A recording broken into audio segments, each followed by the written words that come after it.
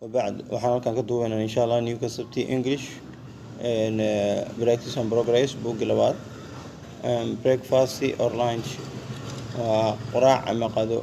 breakfast or lunch. It was Sunday مالنا أحد بهيد I never get up مرة ما أرت مسوقعه early on Sundays واحد معناه ما أرت أحدها أرولتي مسوقع نجا I sometimes had a jar stay in bed سريرته يعني سكجوجا until لا lunch time وقت غدا لي جار سريرته اسكفول هذا last Sunday أحد اللي صور دافع I got up very late يعني جور ما سوقعي I looked out of the window daaqadii ayaan fiiriyay banaankeeda it was dark outside banaankii mugdi ayaa jiray mugdi ahayd it was dark outside what a day maanta waa maalintee I thought ayaan ku fikiray it is raining again roob ayaa da-ayay wiyaana just then kadib the telephone rang telefonkii ayaa soo dhacay soo yeeray it was my aunt Lucy waxay ahayd eedadeyda Lucy ama ayadeyda I have just arrived by train haddeeraan tareen ku imaaday she said ayay tiri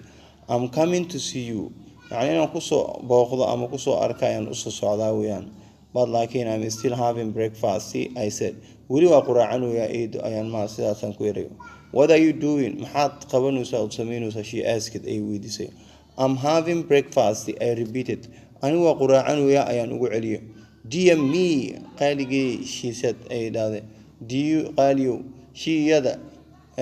سيداس أي شيء do you always get up so late هذه جير جوردن ميا سوق عدا it is 1 o'clock وهل ساعة